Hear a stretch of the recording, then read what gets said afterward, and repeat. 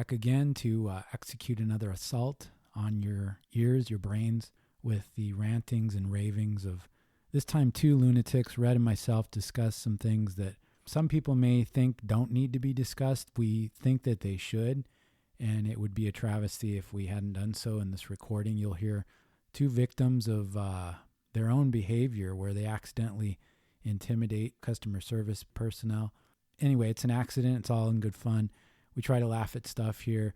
And also, let's see, one of the hoes that should remain nameless in this preamble simply for suspense and to delay the embarrassment, he'll open up about something that went sideways in audition for a play that he was in that he had no business in. But anyway, you guys will hear that. Thanks for being here again. Happy to be back. Enjoy. Oh, and FYI, BTW, we will be introducing another one of our buddies. He'll be making a cameo here in the next couple recordings, 11 Charlie, so it'd be nice to have him on board. All right, and with that long, useless introduction done, let's go ahead and fire up the Heroes of Humility theme music now. Heroes of Humility, humility, humility, humility, humility, humility. This is not a charade. This is real. These words you are about to hear are coming from real humans on a mission to save the human race from itself. Buckle up while these delusional heroes of humility, aka HoH, attempt to right the wrongs in everyday human behavior.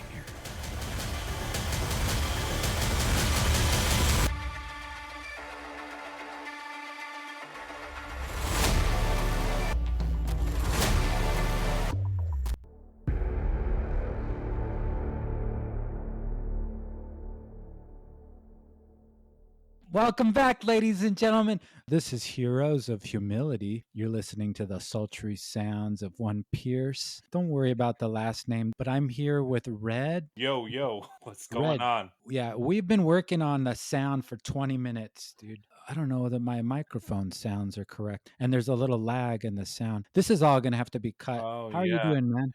We are doing good today. Besides the 4-hour headache of trying to get technical difficulties under our belt. Yeah, dude, that's an understatement for this. It's a hard not life for us. I was telling Pierce and Red, because I refer to myself in the third person as I listen to my own stories, that when I was a little boy, I was in a play and there was no room for any boys. I'll tell you the name of the play, but I'm going to keep it in the suspense just for a second because I think it makes the story more exciting. Oh, so this was in, let's say, if I could just get a word in edgewise. No, sorry, what was that? I said you have me on my tippy toes with excitement. Yeah, don't say tippy toes because when you hear the play, it's going to introduce enough attacks on my masculinity. So I went into the auditorium where they were holding the auditions for this new play, quote unquote, I had never heard of. I mean, it was based off this movie that was really popular at the time. And I was like, okay, well, I haven't ever really been in a play. I think I was in second or third grade. And I said, all right, let's do this. I was being positive. Next thing I hear is that somebody puts the piano on and starts playing music from the movie Annie. And I was like, we're doing the Annie, again, first, second, I think I was in second grade, maybe third. And I did the math and I realized that you can tell when I'm lying because I'm making up a lot of changing my story around. Second grade. But the truth was I was somewhere before third grade and I did the math and I realized, wait a minute, there's no dudes in this play. Okay, that's all right. I know what I'm going to be. I want to be the dog. I want to be Sandy. And I thought, oh yeah, that's a part I can sink my teeth into. So I auditioned for the part of Sandy and they just looked at me, even these adults that are supposed to make kids feel like they are the future and being supportive and understanding. They looked at me with so much disgust. I couldn't even play the dog. And it went to this girl that was in like sixth grade. She was a fantastic Sandy, but it was like, that was my role, man. That was my time to shine. So anyway, I didn't get it. I had to be one of the other orphans. Is that still affecting your life today? No, you can tell. I'm not upset about it.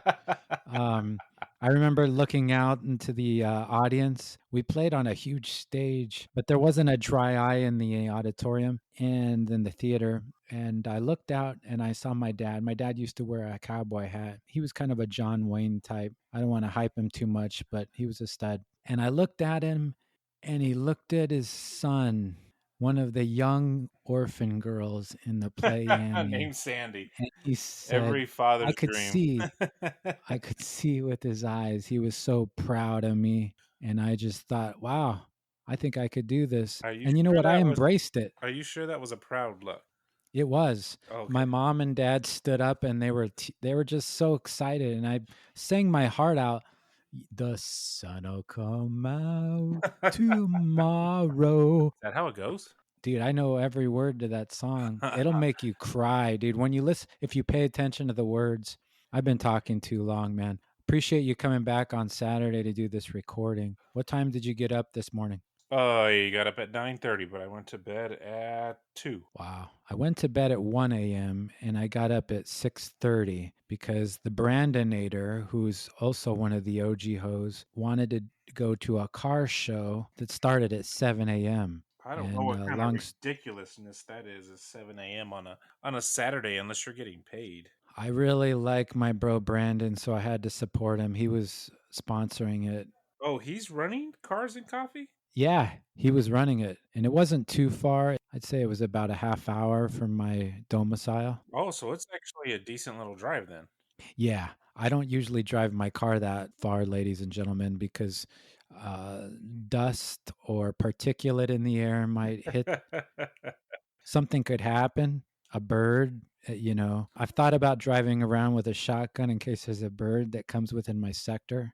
That's a smarter choice. Yeah, especially within city limits. Yeah, just anything flying by your car. Just I live in a more rural area, so oh, you're rural, all right. I think the law enforcement would, you know, look the other way and see that I'm trying to avoid a bird taking a number 2 on my 1979 10th anniversary Trans Am.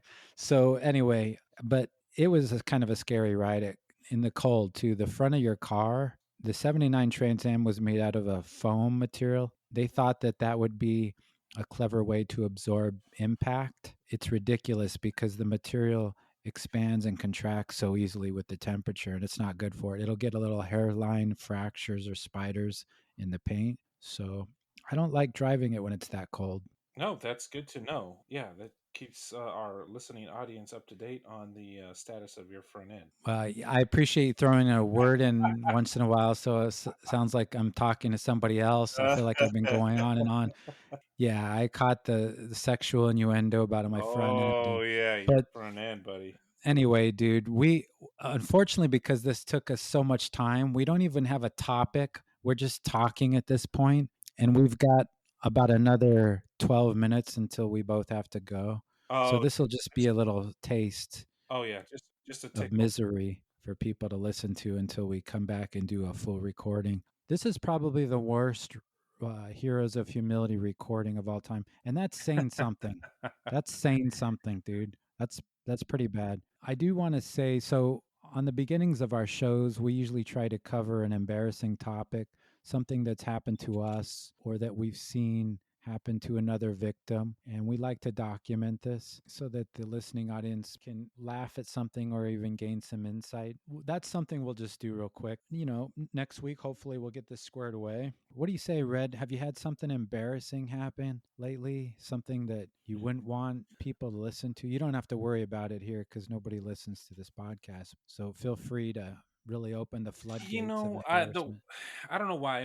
One of the first things that comes to mind, and I know we've talked about my size, and for somebody who lives with being a larger individual, I guess sometimes you forget that you have above average size, and that might be intimidating to smaller people. But I don't see myself that way, or I live with it every day. So you become numb I to. don't know how you missed that, but I get it. I understand, I guess. You get Uh, used to being 7 foot Yeah, tall. so it's normal everyday life. You don't realize that just your presence standing up next to somebody and inflicts some sort of trauma.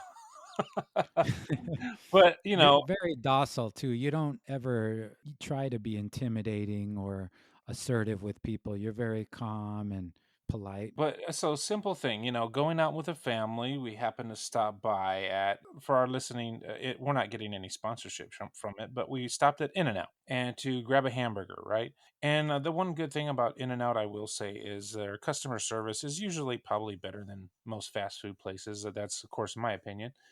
So there was a young lady, I'm guessing high school age, maybe a senior, so like 18, 17, 18, behind the cash register.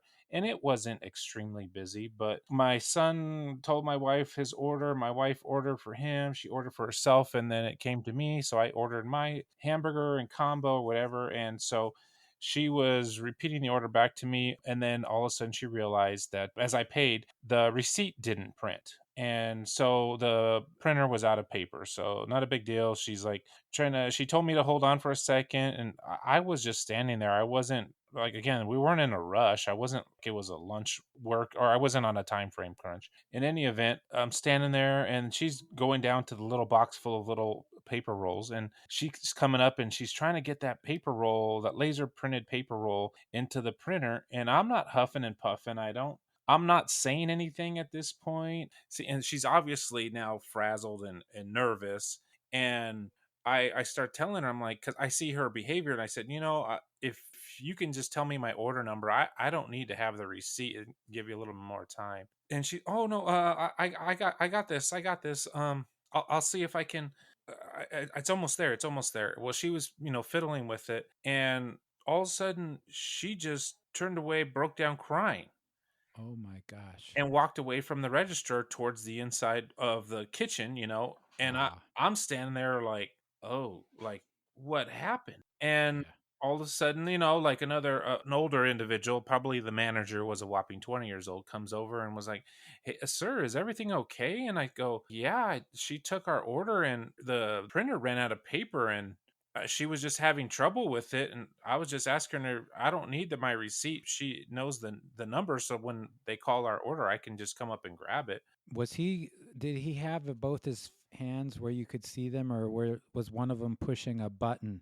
Like, had the cops been called because the 7-foot guy was standing too close to this Dude, poor? there was a counter between us, so I don't even, I never got it. And of course, my wife comes up and she's like, what's going on? What's happening? And I said, the printer ran out of paper, jammed, and so she was trying to get more printer, and it wasn't working for her.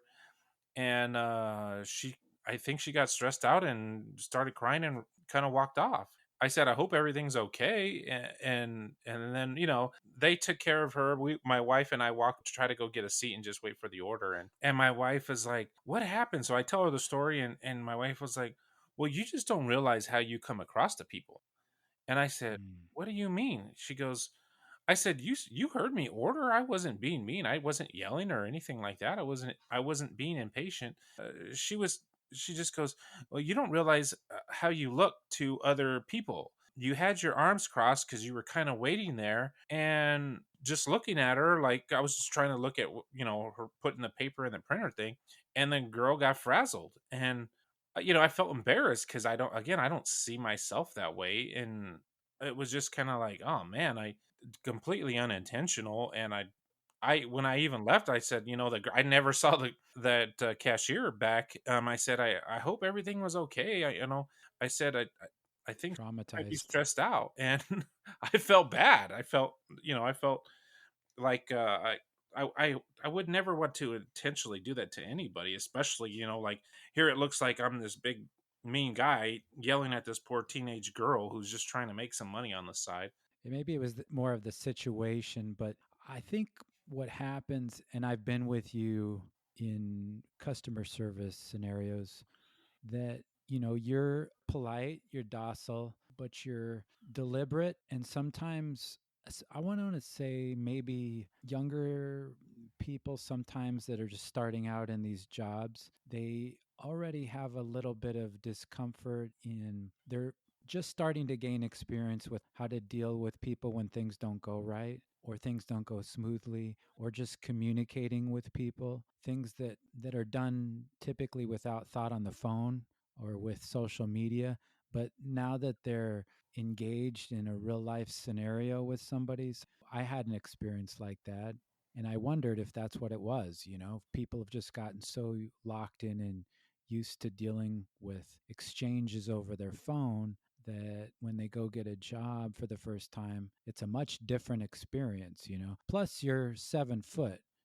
Um, and I don't want to, I'll say six be foot four, 6'5". I'm not quite okay. 7 foot, but I All am. right. I'm Oh, probably taller than the average person. yeah. And I could see you looking there trying to do everything you could non-verbally to convey your meekness, but you just can't help it, man. And you probably need to recognize that. And probably not only are you to leave 6 feet of space so that we don't give each other germs, but you're probably going to need to leave 12 feet of space because you're just that much taller than everybody, and that way they don't feel threatened by your presence. And now that I think about it, after this long diatribe of story, that I don't know how, I guess somehow that was embarrassing, but it's probably not the embarrassing you might be looking for. No, it was embarrassing. I mean, any observation is good for hose. It's allows us to look into the inner workings of the cognitive process and try to understand why people have these scenarios that don't play out for the best. You know what? Talking about fast food or ordering something over the counter, I don't know if you've experienced this because we're somewhat similar in age. And now I find myself, I always thought myself as a younger person, but now I'm becoming more probably middle aged or, in our 40s that we're dealing with younger people in their 20s and a completely different generation. But have you ever just gone up to the counter and the person behind that's ready to take your order is waiting for you just to start telling your order? And when you ask them like, hey, how's it going today, or hey, what's your day like today, or is it busy, and they just feel like it doesn't compute. They're not used Hmm. to somebody actually asking their opinion. They're just used to punching buttons in the computer. So when you ask their opinion or like, hey, what does this taste like versus that, I've caught them like, it looks like a computer that just doesn't know what decision to make because they lack that human interaction. And Yeah. my wife and I just had an experience where there was a young lady behind the register. My wife, they had a new dish on there, and of course, we're turning into some of these commercials that we laugh at ourselves about, of like older people doing things that are older to the new generation, and the new generation makes fun of it. And my wife asked, hey, you guys have a new chicken sandwich on the menu. Does it taste good? I mean, I think for most people that's an easy question. What your answer would be: either, oh, I haven't tried it yet, or I tried it and I really liked it, or I tried it and it was just so, I would recommend something else. And the female was like, yeah, it's actually really good. So she actually came back, answered my wife's question. My wife got it, she was satisfied and everything, and it was just kind of like, wow. I go, babe, that's actually out of the The norm. ordinary nowadays. Like you said, most of the time you ask a question out of the off the script, and it just catches them way off guard, and maybe it's just a generational thing. Yeah, we had a situation like that. We were on vacation and we went to this restaurant on a lake. The girl that was working there, she was probably, I'd say, around 16. I think she had just seated us. And then she came back to take our order. Somebody in my party asked her about the shirts that they had. They had some, restaurant paraphernalia. It was like a shirt for the restaurant, Oh, okay. marketing, but it was a cool shirt and I had discussed it. So somebody asked, "Hey, do you have any of those shirts available?" And she looked at her shirt and she said, "I don't get it. What do you mean?" And he said, "Oh, I was just wondering if you have any of those shirts available." And she said, "I'm sorry. I know it's funny. I'm sure. I just don't get it. I don't know what are you guys making fun of? I don't." And so I saw this unfolding and I said, "Oh, we're not making fun. He's just asking about your shirt." Now, this other gentleman, he was a lot older than me and much older than her. I don't know what she thought exactly, but she thought he was making fun of her or giving a hard time. So I tried to explain it and I said, "No, the shirts that you have in a window up front, appear to be for sale. So he was wondering if you had any of those in different colors and if they're available. And she was like, let, I don't, I'm sorry. I just, and it was uncomfortable, man, because I Awkward, could right? see that yeah, it didn't register, and I felt bad for her. I didn't, I don't know. I wanted to help her, but I couldn't help her. I tried. It was like in a deer in headlights when you drive past the deer and the deer is still looking at you, and you come back after you went to the store and you go back the other way and they're still there and they're still looking, and you're like, oh, and you want to pull the car over and park and go out and talk to the deer and say, it's okay, just please stay away from the road because you might get run over and lights are bad. Don't look directly into the lights. I don't know. I just wanted to help, but it didn't work, man. It was an awkward scenario. I guess that would be one of my embarrassing stories. I remember I'll tell you a quick story. I remember being a young guy, first customer job, Taco Bell, good old Taco Bell. And I remember, I finally got through mopping the floors and making tacos in the back to like, okay, hey, now's the day. Today's the day. You're going to run the register. And so I'm running the register. And for the most part, you just clicking the buttons that people say, hey, I want 3 tacos. You click the button 3 times, right? Pretty simple. Well, all of a sudden, after a couple hours, I was feeling pretty good and confident that my skills at the register are pretty good. Well, then I had an elderly gentleman come up and give me his order, and then at the end of his order, he says, "I like my senior cup." And I'm looking at the register at all the buttons, and I'm like, "Sir, I don't see a senior cup. What are you talking about?" And he goes, "A senior cup." Like he's just repeating what he said, like it's just supposed to come into my brain. And I'm like, I'm not sure what you're talking about, what a senior cup is. And again, I'm a young person at this point. And he's like, it's a senior cup that, usually seniors get a small drink and it's free because we're a senior. And I said, oh, well, I'm trying to do the right thing. I'm like, okay, let me put it in the button and it at least ring it up so they can keep track of the cups or whatever. I couldn't find it. So I just pulled a cup out and gave it to him and was like, oh, here you go. Of course, nobody ever said anything, but I just felt like, I'm trying to be on the flip flop side of this of like, I get, sometimes when there's the buttons not available, but sometimes I think we might take it for granted that these young people that maybe in their life, nobody's asked them how they're doing today or, they lack the social human interaction. I don't know. I think we want to be careful not to stigmatize or overgeneralize it to be on any one particular demographic, but I think that people sometimes are just used to using technology, and sometimes when you have that face-to-face exchange, it might be a little uncomfortable. And when you're involved, I was in the restaurant business. I waited tables for a while. That's a tough job. So even when somebody does something that seems insane, I always have sympathy for them, and I think, you know what, they may have other stuff going on or whatever, but this poor girl, she just, there was nobody else in the restaurant, and I mean, you guys thought it was probably a simple question because obviously the restaurant or store is advertising it, so you think it's a super easy question to answer. yeah, Probably yeah. every fifth person asks that. Yep. It teaches you that you've got to be aware. Try to be aware. If you're aware, you'll probably have a better time in life, even if you are interacting with somebody who, look, not everybody, if you think about the true challenge involved in taking a concept with all the colors and clarity and details from your mind and putting that in another mind, there's going to be a translation error. There's never going to be 100% of clarity. So you want to work within that and don't assume that you're always the perfect communicator. Oh, There could exactly. be a lot going on with people. This sounds so serious for being a hose episode. This sounds Well, very you serious. took us there, man, with your story of intimidating innocent customer service Oh, this representatives. is And I want to thank this is everybody for way tuning in way this episode. serious. It's been a 30-minute waste of everybody's time. We couldn't get the technology working today, and I've got a buddy that people are waiting, man. We're behind. So we're going to resume this again soon. Thank you for tuning in. Thanks for staying with us. Thanks for putting up with us. We promise we're going to put some good stuff out. We Um, promise. We at promise. some point. That's my promise.